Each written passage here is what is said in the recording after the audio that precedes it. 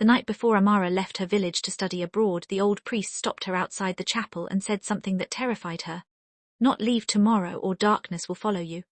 Amara ignored the warning. She wanted a better life, a future far away from poverty. 3 days after arriving in London, strange things began happening. Every night at exactly 3:13 am, someone knocked on her door. Wet footprints appeared inside her room. And a mysterious woman dressed in white began watching her everywhere she went. Then one night she found a message written on her wall in water. "Back," but by then it was already too late. Amara had dreamed about leaving her village since she was 12 years old. Every morning before sunrise, she helped her widowed mother sell vegetables beside the dusty roadside market, while watching buses carry successful people toward the city. She promised herself one thing: one day she would leave poverty behind forever. Years later, that dream finally came true. A university in England offered her a scholarship to study international law. The entire village celebrated the news. Neighbors danced outside her mother's small house. Women cooked large pots of rice and stew. Even children followed Amara through the streets singing songs about her future success. But not everyone celebrated.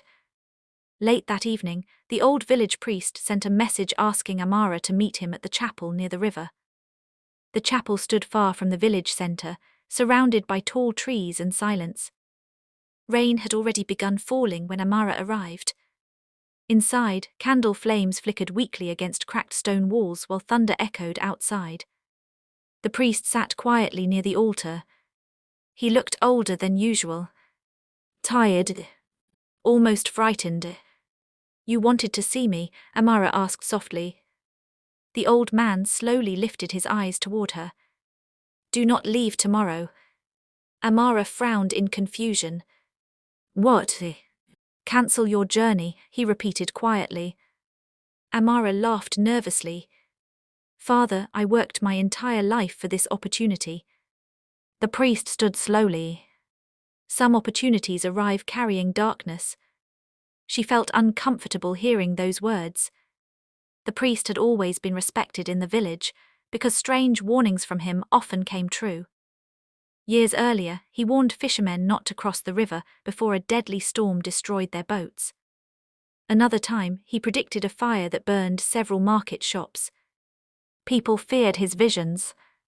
But this time, Amara refused to believe him. "I can't stay here forever," she said firmly. "You do not understand what follows your bloodline," the priest whispered. Amara stared at him. "What does that mean?" But the priest only shook his head. "If you leave tomorrow, your life will never be the same again." Fear briefly touched her heart, but ambition quickly pushed it away. "I'm leaving," she said softly. The priest closed his eyes sadly. "Then may God protect you." The next morning, the entire village gathered beside the road to say goodbye. Her mother hugged her tightly while crying. "You'll come back successful," she whispered. Amara smiled confidently. "I promise." As the bus drove away, Amara looked through the window one final time. The priest stood alone near the chapel watching silently beneath dark clouds. 3 days later, Amara arrived in London. The city felt like another world. Massive buildings touched the sky. Cars moved endlessly through crowded streets.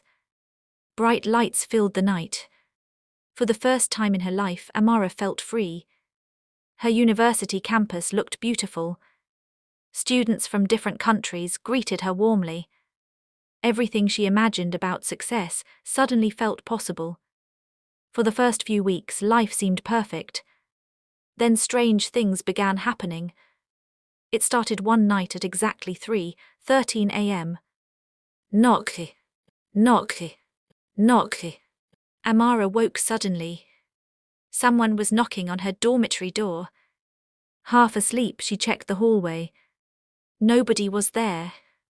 She assumed another student was playing games. But the same thing happened the next night. And the next. Always at exactly 3:13 a.m. The knocking became slower, heavier, more deliberate. Then she began hearing footsteps outside her room after the knock stopped. Dragging footsteps, as though someone walked barefoot across wet floors. One night, she finally gathered courage to open the door immediately after hearing the sound. The hallway stood empty, but directly outside her room were wet footprints, bare human footprints. Amara stared in confusion. Outside, the weather was completely dry. Fear slowly entered her mind. Still, she ignored it. She blamed stress from adapting to a new country. But the nightmares soon began. Every night, she dreamed about the river beside her village chapel. Dark water surrounded her, while whispers echoed from beneath the surface. Then she would see a woman, dressed entirely in white, standing across the riverbank. Watching silently. Waiting. Amara always woke before seeing the woman's face clearly. The dreams became worse each night. One evening, while studying in the university library, Amara noticed someone standing between shelves staring at her. An old African woman dressed in white. Completely still. Amara blinked in surprise. The woman disappeared instantly. Fear gripped her chest. Later that week, she saw the same woman again standing across the street during heavy rain. Again, the woman simply stared silently. Amara hurried away, pretending not to notice. But deep inside, terror had already begun growing. Weeks later, Amara received a late-night phone call from her mother. The connection sounded weak and broken.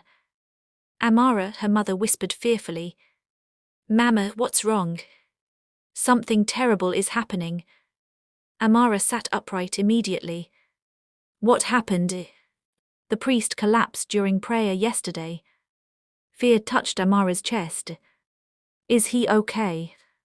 "He kept repeating your name before fainting." Silence filled the call.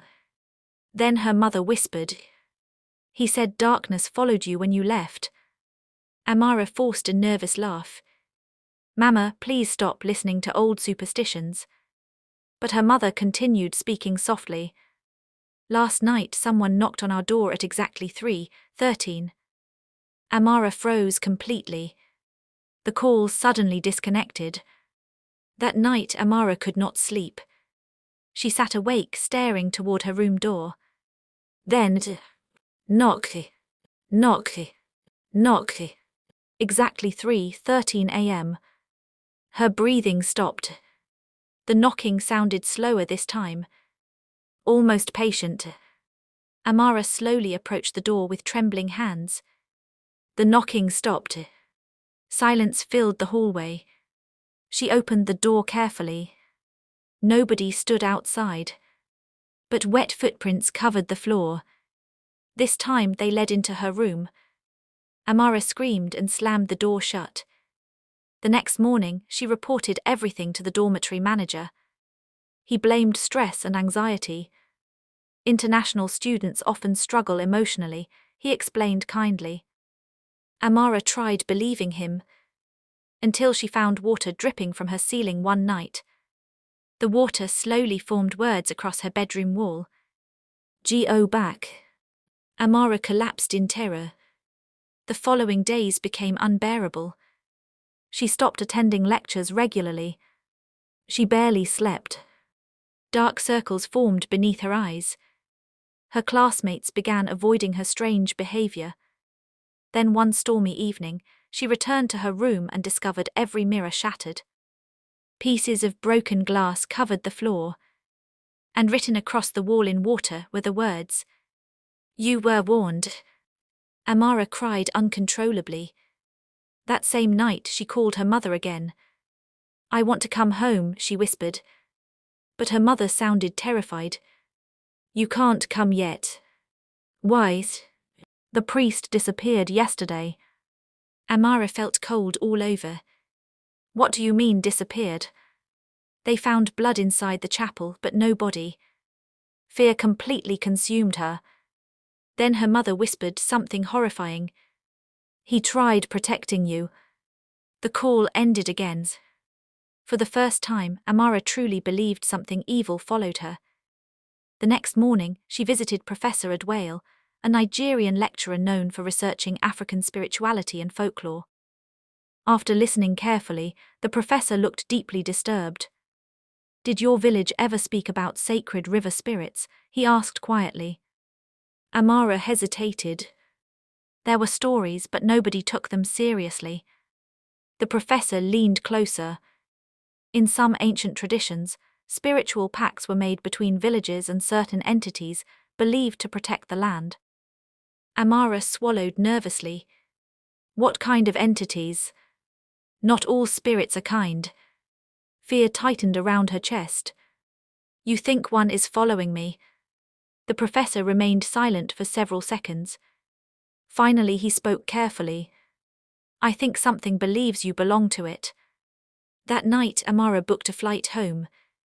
But before leaving, she visited an African prayer chapel in London, hoping for peace. Rain poured heavily outside, while candles flickered softly inside the small church. Amara knelt alone, praying desperately. Then she heard it. Dragging footsteps behind her. Wet footsteps. Slow footsteps. She turned carefully. The woman in white stood at the chapel entrance. Water dripped from her clothing onto the floor. Her eyes were completely black, and her smile looked horribly unnatural. "You crossed the river," the woman whispered. The chapel lights exploded instantly. Darkness swallowed the room. Amara screamed and ran into the storm outside. Cars splashed through flooded streets while thunder shook the sky. But everywhere she looked, the woman appeared. Standing beside buses, standing in alleys, standing beneath streetlights, watching silently. Amara finally reached her apartment, shaking violently. Inside her room, something waited on her bed. The priest's wooden cross, covered in blood. Attached was a message: "Come home before the next moon." Amara boarded the first flight back to Africa the next morning. The moment she entered her village, she sensed something terrible had changed. The river beside the chapel had flooded beyond normal levels. Villagers avoided looking directly at her. Some appeared afraid. Her mother hugged her tightly while crying. "You should have listened," she whispered. That night, Amara finally learned the truth. Generations earlier, a deadly drought nearly destroyed the village. Desperate villagers begged for rain and survival. According to village legend, an ancient river spirit answered. The spirit offered water and protection in exchange for a sacred promise. One daughter from a chosen bloodline would remain spiritually tied to the river forever. Amara belonged to that bloodline. The priest knew leaving the village would break the ancient pact.